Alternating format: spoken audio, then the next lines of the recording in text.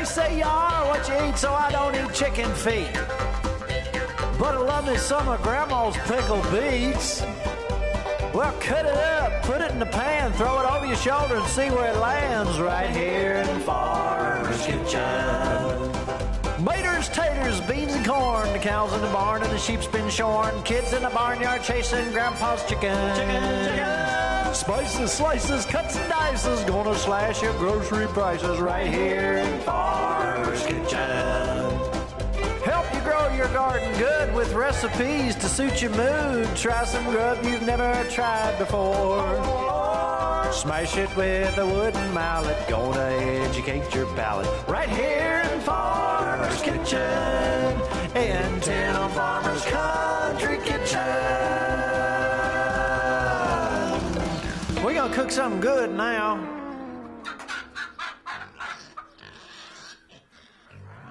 Hello and welcome to Tim Farmer's Country Kitchen. Well, hello, Mrs. Farmer. Are you looking for food again? Always looking for food. Well, we got some. You know what? We like the old-fashioned ways. Mm-hmm. We love tradition. Right. We like to continue traditions and step back and look at what our grandparents were doing, great-grandparents, and the people who settled this country. The hardships we can't imagine, but every now and then, even during those hardships, you can imagine that they wanted a snack or a treat. Now, we're kind of spoiled these days. You know, we have fast food at our disposal. We have snacks and sweets and everything that you can just go buy from the store. Can you imagine what it was like when this country was first being settled in the late 1700s, early 1800s? I would imagine honey was a very popular thing to have back then. Or sugar, or, you know, you had to go to the store to get this stuff. But one of the things that really stands out to an old-timer when you say molasses, or especially sorghum, to me, that's old-fashioned. Now, have you ever seen the process before? I never have. You find it interesting? I find it very interesting. All right, now, what's the difference between molasses and sorghum? I do not know. I tried to find this out, and the best I can tell, there's a lot of different variations, and there was all kinds of sorghum and all kinds of molasses. But the best I can tell, molasses is from sugar cane. Okay. Sorghum is sorghum cane. So it's a different especially cane. today. Okay. It's a different kind of cane. It looks almost like a corn stalk. Now, if you took this stalk, peeled the leaves off, took the top off, and chewed on it, you would find that it's sweet. Very nice, yes. All right, well, I'll tell you what, let's do. Let's go to Casey County and visit with Greg Lawhorn, who's got the old mule out, he's got the old press, and he's ready to show us how to make sorghum. We're going to come back and make some recipes from sorghum. Yeah. Sound good? Sounds good. Let's go to Casey County.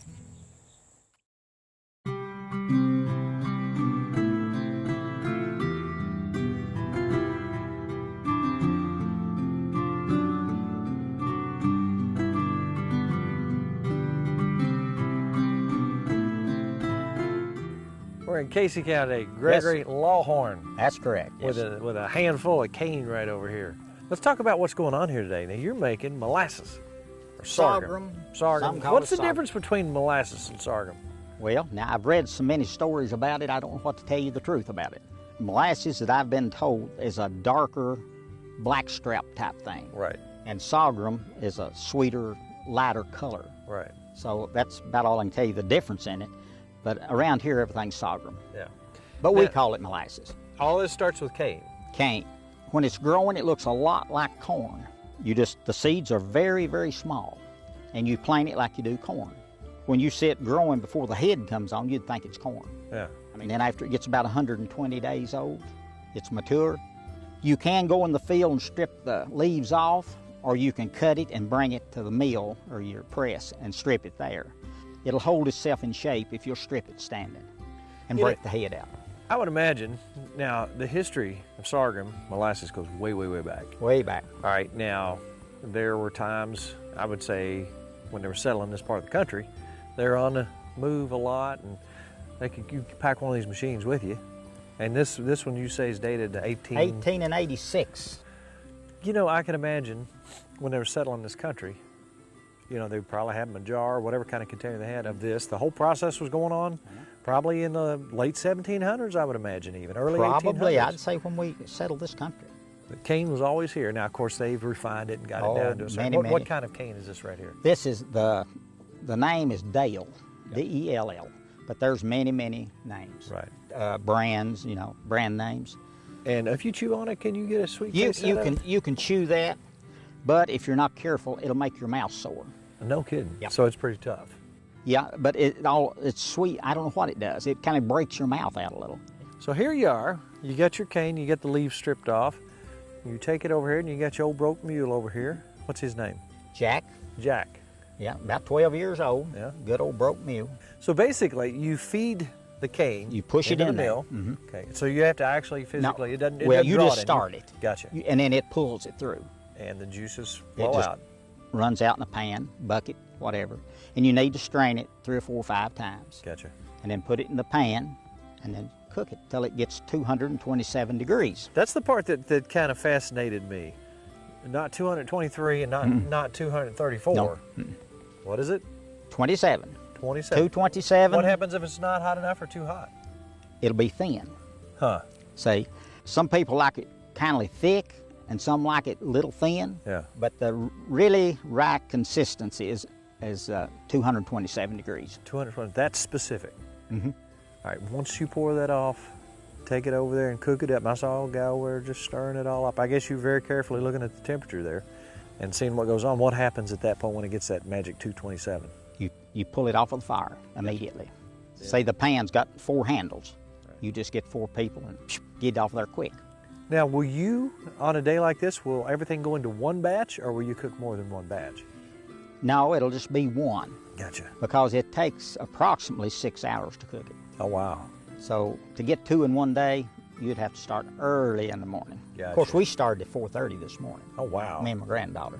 So you got your broke mule, you got you some friends who are willing to help you out. Oh, yeah. I bet you don't have too tough a time getting folks up there. You say in the evenings, a bunch of kids come Oh, in. They yeah, like to- yeah. They like to this They whole love process. to do this thing.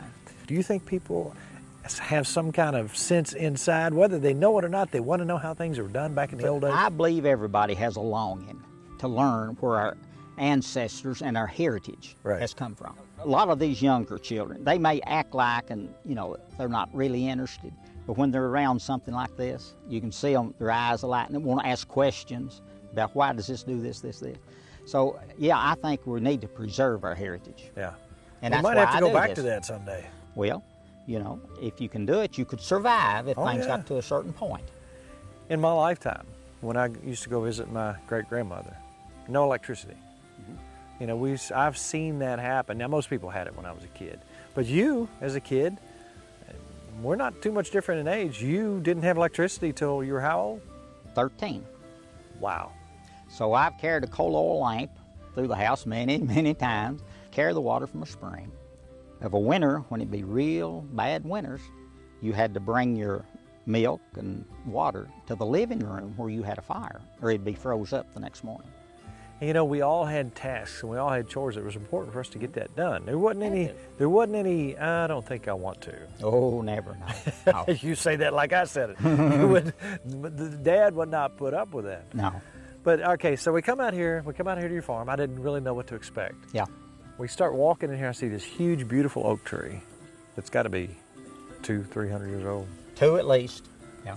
And then we see this log cabin and we see the mules and the horses and all this stuff going on. And it's almost like, I remember visiting Hodgenville where Abraham Lincoln was born, a little area like that. You have really created a feeling here of what it was like not that long ago. You think 100 years ago, Yeah. that's when you'd go down the road, that's kind of what you'd see. I tell 100 people we just moved back 100 years today. Yeah. And, I love that. I enjoy it, and I want everybody to enjoy it. Yeah. I mean, I do it for other people other than myself. I Right. want to share experience like this with people. But I remember what we used more was for cakes and cookies and popcorn balls. That's what you got me wanting to try that's a that wonderful now. thing. You've got to try that. I'm going to try it. Now let me ask you this: how long have you been doing this as This kind is of the open to the fifth year. public? Fifth year. What I'm a little, well, I don't know how to say this and be nice about it. I don't like drinking and foul language. Did you see my signs? I saw your sign. Now, I want to keep it to where everybody can come and not have to feel like they're going to be insulted. This is a beautiful thing, and when people see this, of course, it'll already be over. But is this going to happen? Is this going to be a Well, yearly as event? far as I know, we're going to continue each year. And at the end of the day, there's dinner. Huge dinner. Feast, I have heard. Oh, yeah, you see that big long table? And I heard horse rides going on out here. Yeah, yeah. They take them back there to the big point where you look over on Brush Creek. Beautiful scenery over there. You'll have to take a little ride after a while. Thank Yeah. you. Thank All you right. for doing what you're doing and All keeping right, the appreciate traditions it. alive. That's part of what this show does. Well, that's what we need. We need to get back to reality. Yeah. Well, thank you so much for taking All right. time out for us today. Thank you.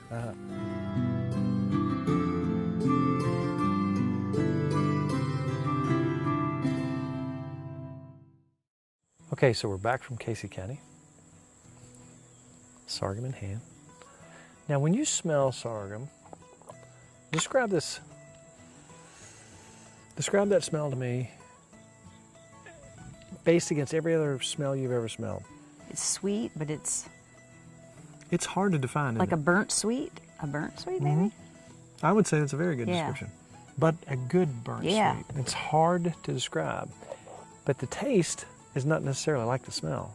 It's absolutely wonderful. We've got Right. several wonderful recipes, simple stuff that you can use sorghum for. And they're all delicious. So let's start with large Marge Yum. pork chops. I had them cut at the processors very thick. That's the way we wanted them. So we're going to take and make a marinade that is absolutely delicious, and it's so simple. So I will hand you the ingredients Okay. if you will help me do this. We're going to start with about 1/3 cup of sorghum. Now we're going to come back with a little bit more than 1/4 cup of orange juice concentrate, 1 tablespoon of orange marmalade. I really want to get this nice Orange. sweet flavor going. Then 1 tablespoon of Dijon mustard, 1 tablespoon of apple cider vinegar for that tart taste. We're going to take a little bit of fresh garlic. We're going to dice it up really small, probably 1 clove, and some ginger. With this ginger, we're just going to take and grate that and put a small amount of ginger in there, fresh ginger. Then we're going to salt and pepper to taste. You could put red flakes in there too if you wanted just a little more zing. Then 2.5 tablespoons of vegetable oil. What we're going to do at this point is take our pork chops, put them in a bag, seal that, and turn those over. Keep them in the refrigerator for at least 2.5 hours. We're going to pull those back out. We're going to cook them over the skillet right here, right now.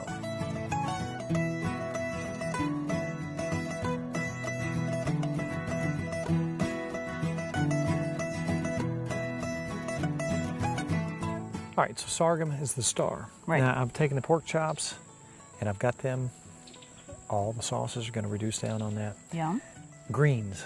Now we've got kale, chard, and spinach, and little turnip greens. Put them all together with a little bit of carrots and onions. We cut the onions into strips. Right. We're going to cook that down in a little chicken broth. Right. Then we're going to come back with some bacon grease. Yum. Uh-huh. Perfect. After the bacon grease, a little red wine vinegar. You got to have some vinegar in there to get that Greens. taste. But something very subtle and really adds the tartness and the sweetness at the same time is some sorghum. Oh, good idea. Uh-huh. Then salt and pepper to taste, and you're good to go. We've got my greens going here. I'm going to bring my pork chops back on, let them continue, get up to 150. We're going to do some corn on the cob on the side. But on that corn on the cob, you got something fantastic, which is... Sorghum butter. How's that's that what sound? I'm talking about. You could eat That's it with- probably the simplest thing here, Yes. but maybe one of the best. Right, and it just has to sit in the fridge for an hour or so, or we could just eat it with a spoon if you want. That's what I'm talking Okay, about. it's very simple. We need a cup of butter, which is actually 2 sticks, and I've let those get room temperature. Room temperature's pretty warm today, isn't it? Yes, it is. Or we could have used our own homemade butter. That might have been better. So we're going to put 2 of those in there. Can't go wrong with butter. And I'm going to put, this is 1 tablespoon of brown sugar, Gotcha. and I'm going to do a tablespoon of lemon too. But man, I'm telling you what, this little addition to what you've done here. It's good. Now we need 2 tablespoons of our major 2 ingredient. tablespoons of this. The sorghum, yep. What if we went 2.5? Would that hurt us? I don't think it would hurt it. I doubt if it hurt at all. That'll work. We haven't even got to dessert yet. We got an old-fashioned dessert item, which you heard us talking about earlier, that I haven't had since I was a kid. I'm looking forward to it too. So just mix that up. All right, what do you think?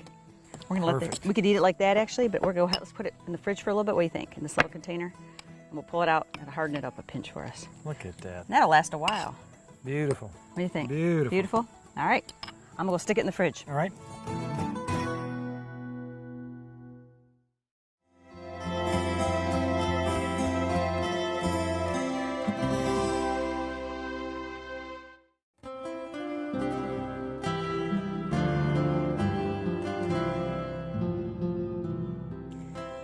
The old-fashioned way.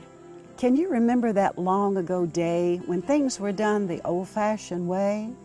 Water, drawn from a well fresh and cold, quenched a dry thirst unlike anything sold. Summer chopped wood kept winter kitchens warm when snow covered the ground down there on the farm. At sundown, kerosene lamps would be lit, affording tired limbs a rare time to sit. Cow's milk daily gave fresh milk to drink, while chickens laid eggs quick as a wink. Gardens well worked gave good things to eat. Smokehouses stored prepared portions of meat.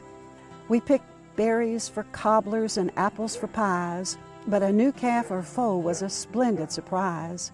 What fun to run wild between windrows of hay, back when things were done the old-fashioned way.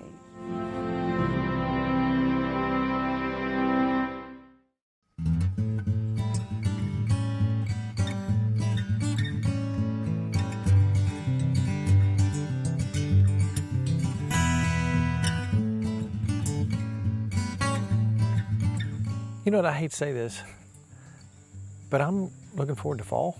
I kind of am too. I'm sick of being hot. Here it is, almost fall. Right. 90 degrees and humid. But that does not change my appetite. What's that smell like to you? Heaven. That might be poor Kevin right there. Yes. All right, let's go ahead and cut a piece of that off. I can't stand to look at it anymore. I'm gonna move All right. our little beautiful garnish out of the way. Look at that glaze. It's Now, gotten nice. as we know, they have told us recently that the internal temperature of pork can be about 150. So that's usually our starting point. Oh my.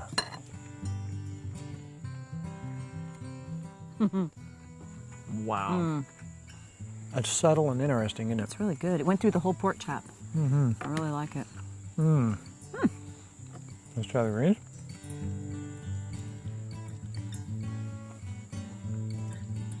Wow. A little bit sweet and it's good. Those are the best greens I've ever eaten. Those are really good. Those really, really are good. All right, so we got a piece of corn here.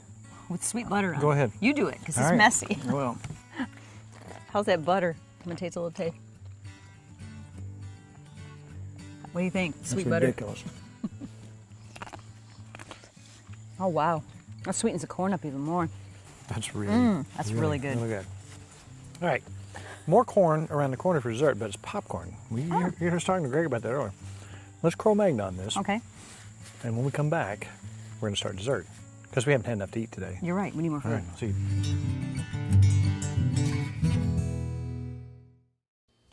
This is House of Edison and William Warm.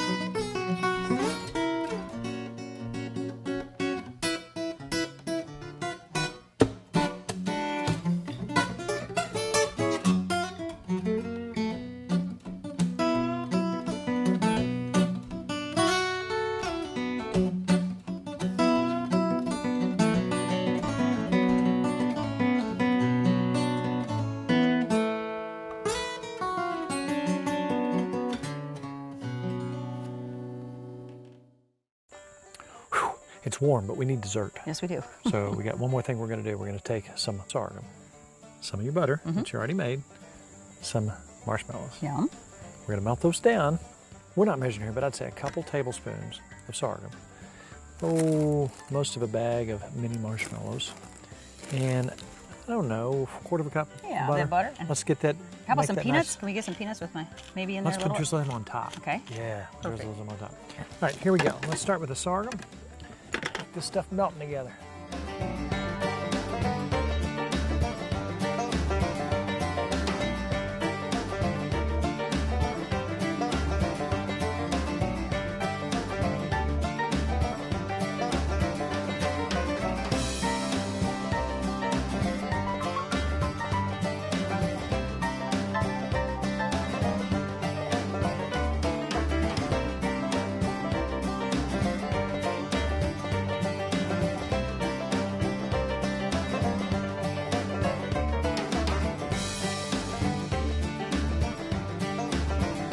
All right, so there we go.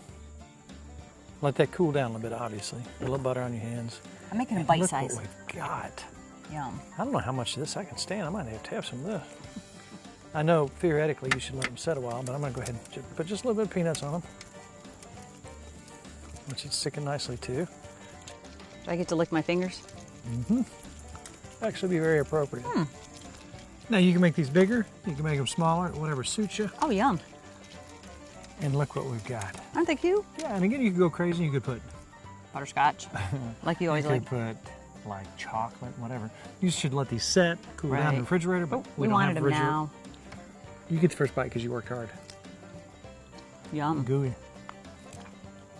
Can I touch your face and love you? Oh, not. Now, obviously, put these in the refrigerator, let these set up. Let's clean this up, pop these in the fridge, and we'll be right back. All right, now this is a good time to talk about our Facebook page, Tim Farmer's Country Kitchen Facebook page. This is where we talk to folks, find out stuff. Tim Farmer's Country Kitchen Facebook page, like it. Tell all your friends about our Facebook page. We want you to come on and talk with us. We show videos, we show recipes, and we show pictures of the farm. That's stuff right. like that. Also, TimFarmersCountryKitchen.com if you'd like to look at shows that have already been shot. Hundreds, maybe thousands of recipes and segments of how-to things to do out in the country. TimFarmersCountryKitchen.com. And remember, on this hot day, That's right. with cool right around the corner, with the smokehouse right. staring at us over there, it's all about Good times good friends. and good eats. See you next week on Tim Farmer's Country Kitchen. To order a cookbook or DVD of the show, please call 502-319-0487 or email timfarmerck@gmail.com.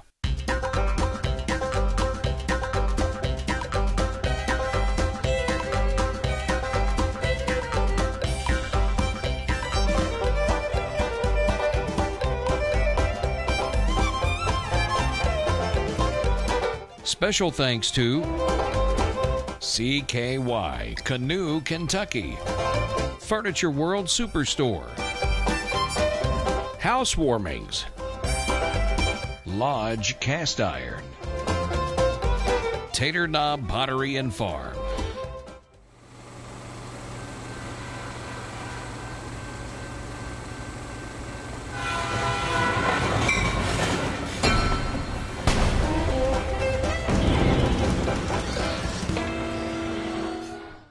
Funding for Tim Farmer's Country Kitchen is brought to you by Good Foods Co-op, Kentucky Sheep and Wool Producers Association, and the Kentucky Goat Producers Association, Marksbury Farm Market, Weisenberger Mill, Your Village Shop, Diamond Gusset Jeans, the original Gusset Jean, careful craftsmanship, continual improvement.